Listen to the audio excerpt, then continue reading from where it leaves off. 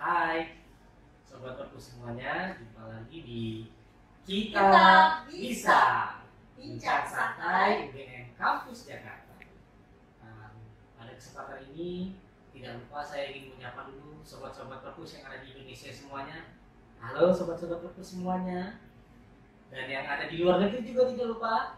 Hello, thank you for following us. It really appreciate for me and for us team in here Kampus Jakarta. Saya di sini Kailani.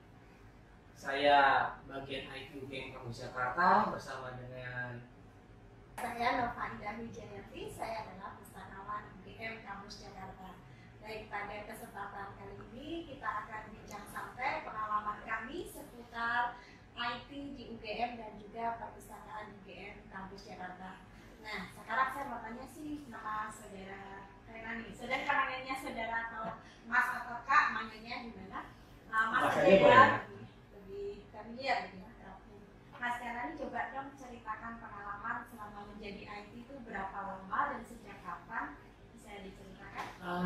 Saya jadi bagian IT di UGM Kampus Jakarta itu sudah dari 2011, 9 tahun ya dengan sekarang. Pertama kali saya kesini itu 2011 itu saya sendiri. Pertama kali pindah ke Jakarta, kerja di Jakarta, cari kos-kosan di Jakarta, pindah ke kota lain selain dari Jogja ke Jakarta. Itu benar-benar semuanya pertama kali. Jadi sebelumnya belum pernah ya? Belum pernah masalah sekali. Itu pada saat itu saya benar-benar hijau sekali, masih belum punya pengalaman apa-apa. Pada saat bekerja di sini, tentu banyak kendala yang saya hadapi, tetapi atas bantuan dari teman-teman di Jogja yang mereka selalu support, karena saya sendiri di sini, mereka sangat membantu sekali. Dan itu membuat pengalaman yang tidak terlupakan, karena itu sesuatu hal yang pertama kali bisa tidak terlupakan. Luar biasa sekali ya supportnya teman-teman di Jogja. Iya. Dan kalau dipikir lagi ya itu yang membuat saya betah kerja di sini. Nah, kalau Mbak Nova sendiri selama jadi pustakawan mungkin ada pengalaman yang berkesan atau pengalaman lain mungkin gimana? Bisa diceritain Mbak? Baik, terima kasih. Saya menjadi kerja di perpustakaan UGM itu sejak tahun 2000.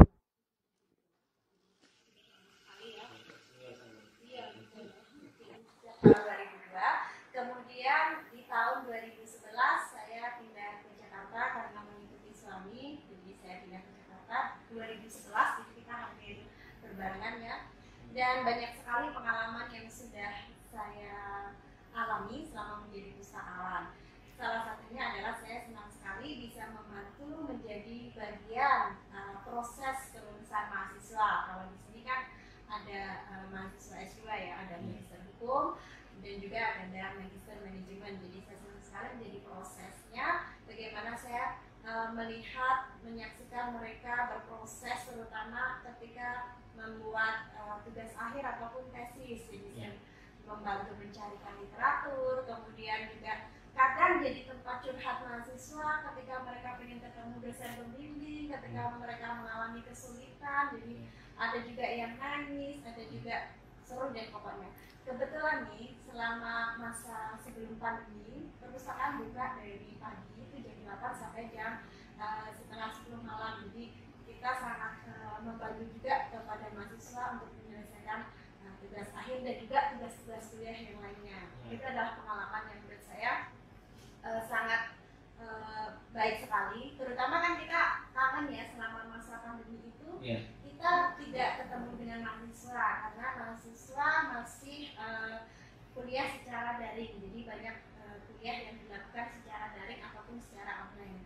Nah, terkait dengan hal itu, kita akan mengulas kembali kenangan mahasiswa selama di kampus UGM Jakarta. Dan kita ingin tahu nih, Mas Kailani, sudut-sudut favorit atau tempat favorit mana sih di kampus UGM Jakarta ini? Kalau saya itu ada beberapa tempatnya, tidak hanya di ruangan saja, tetapi kalau sudut favorit untuk bisa merefreshkan pikiran, mencari inspirasi, pertama itu ada di lantai 9, di atas. Itu ada kaca yang besar, kita bisa melihat ke arah luar, itu ada gedung, ada atap rumah, ada lapangan. Dari situ kan banyak pemandangan dan banyak inspirasi yang bisa dilihat. Selain itu kita turun lagi ke lantai 8, 7 atau 6. Nah, di situ ada balkon.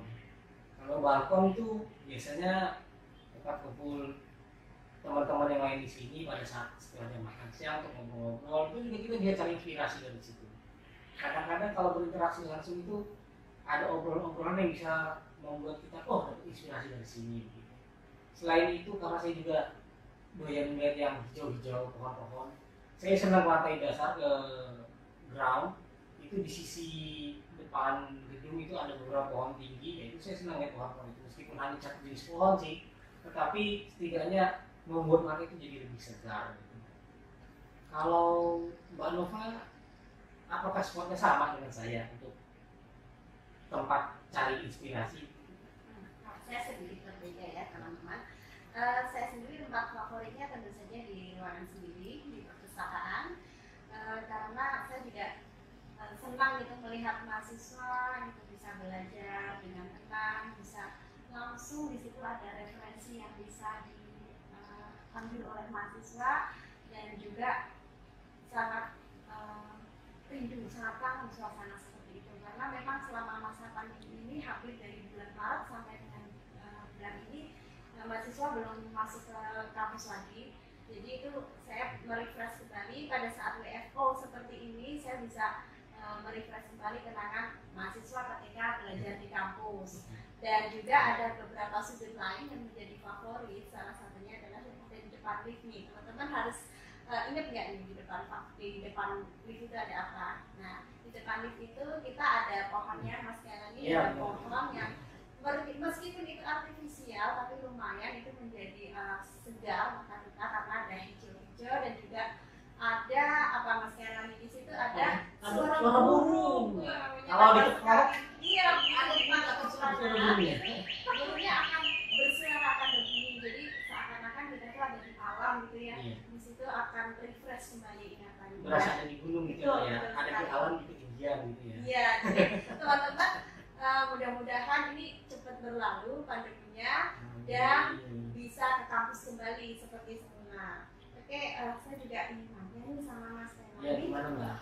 Ini kan seorang IT gitu ya. Dan beberapa waktu lalu kita ada peristiwa yang sangat viral. Jadi ada pembobolan akun email atau pembobolan akun pribadi baik di marketplace maupun di sosial media. Nah, kita akan pengen tahu nih tips dari Mas Renali gimana sih supaya akun kita itu nggak cepat dilepas atau akun kita aman.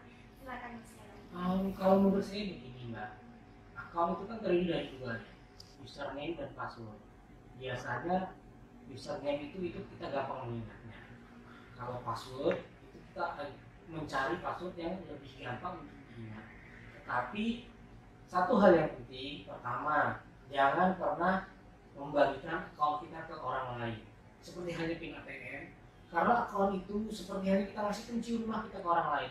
Ini kunci, silahkan diambil, silahkan diacak-acak dalamnya, kalau perlu diambil aja barang-barangnya gitu. Itu terlalu berbahaya menurut saya. Jadi jangan pernah memberikan akun kita ke orang lain. Pertama, yang kedua, setup password kita itu yang gampang diingat tetapi sulit untuk diretas. Wah, bagaimana tuh? Saya penasaran sekali. Kalau gampang diingat tuh cari gampang kata-kata yang biasa sering kita pakai yang berhubungan dengan kehidupan kita pribadi, tetapi sulit untuk diretas itu biasanya kalau untuk mesin peretas itu dia membutuhkan waktu yang lama apabila karakternya itu banyak. Jadi silakan buat password yang minimal 8 karakter atau lebih, tetapi itu gabungan dari huruf besar, huruf kecil, angka, simbol. Jadi ada 4, huruf besar, huruf kecil, angka, dan simbol. Kayak misalnya cublak-cublak suwong gitu. Itu huruf A-nya itu di cublak pertama itu bisa diganti simbol E, atau ada huruf C-nya itu huruf besar, atau diganti huruf angka 4, atau diganti angka dolar, itu bisa aja. Itu tergantung dari kombinasi kita. Jadi nggak semuanya huruf dan itu gampang sekali dilepas ya? Iya, itu gampang dilepas. Gitu. Iya. Apalagi kalau misalnya passwordnya panjang gitu. Misalnya ini password saya panjang gitu. Tetapi harus diganti ya. Tipsnya yang iya. Supaya akun kita aman. Nah, kemudian yang berikutnya, apabila kita sedang membuka suatu web, entah itu e-commerce, email, atau apapun itu yang berhubungan dengan account sosial media, misalnya. kalau kita mengaksesnya dari browser, jangan pernah meninggalkan keadaan browser itu account kita sedang aktif. Wah, itu saya sering sekali itu. Jadi kita harus gimana nih supaya Mbak harus, kalau sudah beraktivitas, biasakan untuk logout. Biasakan untuk logout. Karena itu kayak kita apa ya, membuka kemudian ditutup. Kalau cuma login aja, cuma dibuka, berarti pintunya ngablak. Apa istilah itu? Terbuka lebar. Iya. Jadi kalau ditinggalin itu orang kan bisa nih, oh nggak ada orangnya nih, bisa diambil. Barang-barang ini bisa diambil. Itu ternyata bahaya ya. Berbahaya. Kemudian selanjutnya jangan menggunakan account yang sama untuk marketplace yang berbeda-beda. Jadi misalnya gini, misalnya marketplace hijau, marketplace biru, marketplace ungu, itu menggunakan account dan password yang sama. Saran saya ganti semuanya. Kalau misalnya terlanjur, bikin yang baru. Kalau istilah zaman itu bikin clonengannya gitu. Jadi kita harus banyak account dan banyak stok password. Itu kalau dari saya sih Mbak. Kalau terkait untuk lupa password, biasanya ini kita beralih sedikit ke lupa password. Biasanya teman-teman yang ada di UGM Kampus Jakarta itu sering sekali menanyakan kelupaan password. Saran saya yang pertama, untuk lupa password bisa mereset password secara online. Itu cepat kok, cuma 5 menit juga bisa selesai. Masuk ke halaman email UGM, kemudian klik forgot password, kemudian masuk ke username email, kemudian selanjutnya link untuk mengganti password akan dikirimkan ke link email yang didaftarkan pada saat ada di sini. Jadi sebenarnya cukup gampang ya teman-teman. Tetapi kalau misalnya masih kesulitan juga, bisa menghubungi petugas IT atau ke saya di email kailangi sekali @gmail.ac.id. Itu tidak bisa 5 menit karena kan bisa jadi mengirim emailnya malam, saya aksesnya besok. Jadi saya kasih spare 1 kali 24 jam. Emailnya itu bisa, passwordnya itu bisa di reset kembali. Oh ya, bisa juga teman-teman mengirimkan DM Instagram kami perpustakaan_JKP. Nanti akan kita teruskan pada Mas Kailani Ya, apabila mengalami kesulitan akun email DM dan juga lupa passwordnya. Ya. Jadi bisa DM ke kami. Banyak jalan menuju. Oke. Iya, ngomong-ngomong lupa password tadi itu biasanya mereka itu kelupaan password karena jarang diakses pada saat mereka butuh, dan butuhnya itu biasanya itu pada saat mau mengerjakan tesis, Mbak. Oh iya, benar. Nah, jadi kan pada saat mengerjakan tesis itu seperti buru-buru, bingung harus kemana, padahal tesis juga sudah masuk deadline. Nah, mungkin Mbak Nova ada tips gimana biar tesisnya itu bisa selesai tepat waktu atau bagaimana? Itu, Mbak. Baik, terima kasih Mas Kailani. Jadi ada beberapa tips simple yang bisa dipergunakan oleh sobat Perpus semuanya untuk mengerjakan tesis ataupun tugas akhirnya biar lebih cepat selesai dan tentu saja lebih cepat lulus. Ya, baik. Tips yang pertama yaitu harus fokus. Gimana caranya supaya fokus?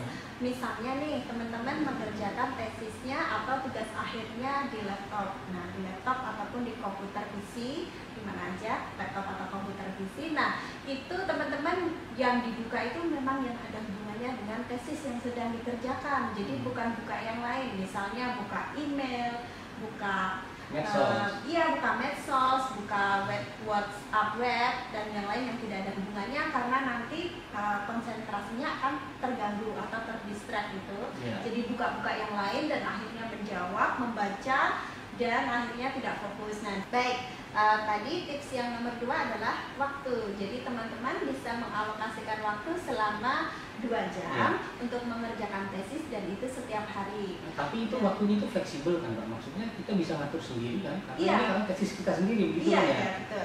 Betul sekali apa kata Mas Kailani. Karena setiap orang itu dalam mengerjakan ataupun berkonsentrasi mengerjakan hal-hal yang penting, itu waktu terbaiknya itu setiap orang berbeda. Ada yang senang mengerjakan malam hari, bahkan setengah malam. Ada juga yang dia waktu terbaiknya itu pagi hari, ada juga yang siang hari. Jadi teman-teman fleksibel bisa memilih, asalkan sudah ditetapkan ya, misalnya 2 jam itu saya setiap jam 10 sampai jam 12 akan mengerjakan tesis setiap harinya. Itu sudah mengalokasikan waktu khusus. Kemudian tips yang nomor 3 adalah teman-teman banyak membaca literatur, terutama yang ada hubungannya dengan tesisnya. Dan kami juga sudah membuat konten tentang literatur review. Teman-teman bisa cek nanti bagaimana sih review yang literatur yang akan digunakan, dan teman-teman bisa memanfaatkan tools yang akan membantu manajemen citasi. Jadi literatur yang digunakan tadi kan misalnya ada 30, ada 50, ada bahkan mungkin 100 ya literatur yang dibaca.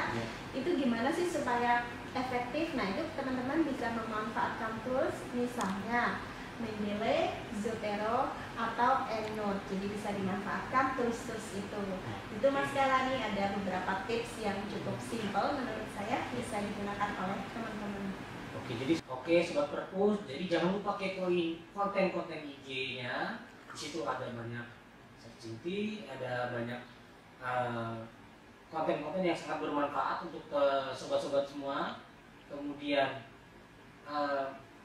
selanjutnya kalau misalnya kita gabut gitu, udah mentok idenya gitu, misalnya kita mau searching apa lagi gitu ya di Google gitu, kira-kira Mbak Nova ada nggak tips-tips untuk cari suatu konten searching tips untuk hal yang ini gitu Pak?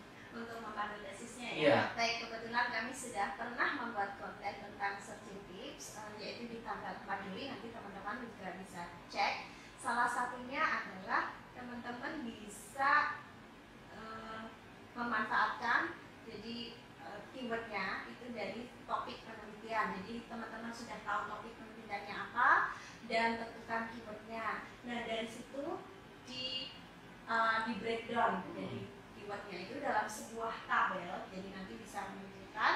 Teman-teman bisa juga cek nanti dari misalnya di sini salah satu contohnya nih. Apakah efek aplikasi TikTok nih yang lagi ini ya, hit, apakah aplikasi efek TikTok terhadap kreativitas generasi milenial di Indonesia? Nah, ini ada 3 keyword ataupun 3 konsep. Yang pertama, aplikasi TikTok. Nah, itu teman-teman hubungkan dengan perangkat lunak, teknologi. Kemudian keyword nomor 2, generasi milenial, itu dihubungkan dengan remaja, atau dewasa awal. Kemudian keyword nomor 3, Indonesia, itu bisa dihubungkan dengan Nusantara, NKRI, dan begitu akan lebih memudahkan teman-teman dalam mencari literatur yang dibutuhkan. Dan lebih lengkapnya teman-teman bisa kepoin searching tips di Instagram kami. Itu Mas Kelani. Wah, itu mantap sekali ini tips-tipsnya.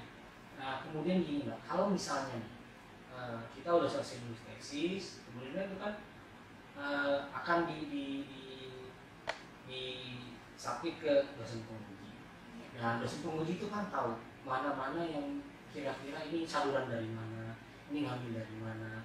Nah, tips untuk kita mahasiswa itu tercegah dari plagiarisme itu kira-kira Mbak ada tips tersendiri? Baik, benar sekali apa yang diomongin dengan Mas Kelani ini. Apalagi kampus kami di UGM Kampus Jakarta juga sudah menerapkan cek ke LinkedIn, terutama untuk mahasiswa MNUGM. Jadi mahasiswa yang akan ujian tesis itu itu ada syarat ya sudah lolos cek ke LinkedIn. Nah, gimana sih supaya lolos anti plagiarisme? Salah satu tipsnya adalah banyak membaca. Tentu saja banyak membaca terutama literatur jurnal ataupun buku. Jadi akan bertambah wawasan. Kemudian dari banyak membaca itu disalin lagi apa yang kita baca, disalin lagi ke dalam sebuah catatan dengan menggunakan bahasa sendiri. Nah, yang akan kita tulis di tesis kita itu hasil dari kita review itu. Jadi bukan langsung dari sumber aslinya, tapi review kita sendiri terhadap literatur yang dibaca. Itu akan sangat menghindarkan dari bahasa yang sama persis dengan literatur yang kita baca. Dan untuk tips lebih lengkapnya, teman-teman juga bisa akses di website perpustakaan, yaitu di lib.ugm.ac.id. Di sana ada panduan anti plagiarisme yang lebih lengkap, juga bagaimana cara mengutip yang benar, bagaimana cara membuat parafrase, bagaimana sinonim, persamaan kata, lain diambil plagiarisme, teman-teman bisa baca panduan lebih lengkap di website perpustakaan. Terima kasih. Ya.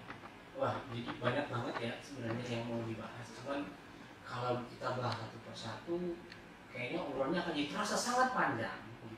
Iya. Kita ingin ngobrolnya nggak bisa santai. Sebenarnya kita inginnya ngobrol itu santai, pelan-pelan, topik per topik, dengan tidak terlalu banyak konten. Jadi sobat-sobat perpus bisa mengambil manfaat dari konten ini isinya A, konten ini isinya B. Jadi lebih terfokus kepada satu titik gitu. Tidak banyak titik pada saat satu kali kita ngobrol-ngobrol dengan topik bahasan yang luas.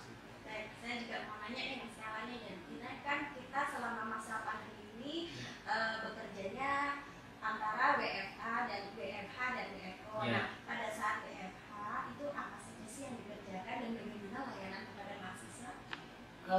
Ada beberapa hal.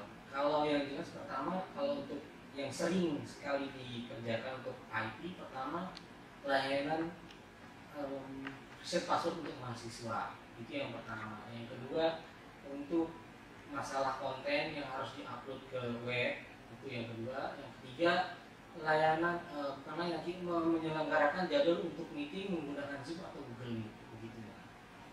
Oke, baik. Sama yang di perpustakaan kami juga melakukan layanan online kepada mahasiswa. Beberapa yang sudah kami lakukan, yang pertama itu adalah layanan pengembalian buku. Jadi pengembalian buku kami lewat kurir yang disampaikan oleh security, kemudian menghubungi kepada kami. Jadi kami meminimalkan kontak fisik ataupun tatap muka kepada mahasiswa. Kemudian layanan yang lain adalah kita juga melayangkan nanti ini yang akan di launching mungkin sekitar bulan September ya, kita akan layanan drive-thru, peminjaman buku secara drive-thru. Jadi mahasiswa tinggal pesan kepada kami dan nanti kami akan memberikan kepada security dan mahasiswa tinggal mengambil dengan syarat dan ketentuan yang berlaku. Nanti kita akan launching kapan waktunya, Mas Kelani? Wah, itu patut ditunggu. Iya, betul sekali. Dan juga kita melakukan komunikasi dengan mahasiswa baik melalui email, melalui WA dan juga di Instagram. Dan di Instagram kami banyak juga share ataupun membagi tips-tips bagaimana cara akses informasi, bagaimana cara memanfaatkan tools-tools yang membantu penelitian, dan itu banyak juga kita share dalam library tutorial. Itu silahkan teman-teman cek juga, jadi mudah-mudahan bermanfaat informasi ataupun konten Instagram dari kami. Dan juga tidak hanya dari perpustakaan tapi dari IT juga kita membagi informasi yang dibutuhkan oleh teman-teman semua. Begitu Mas Eren. Baik, senang sekali obrolan kita sangat menarik pada siang hari ini, dan kita juga akan ngobrol lagi ke depan. Kita akan banyak obrolan dengan tema-tema yang menarik.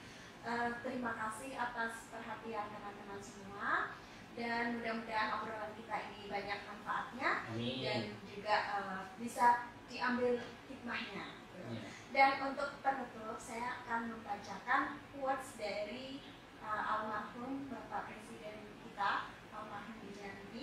Salah satu quotesnya yaitu dari beberapa quotes beliau yang banyak sekali, saya akan membacakan. Jadilah anak muda yang produktif sehingga menjadi pribadi yang profesional dengan tidak melupakan dua hal, yakni iman dan takwa. Terima kasih atas teman-teman sudah bergabung pada kami. Sampai jumpa di lain kesempatan. Assalamualaikum warahmatullahi wabarakatuh. Salam.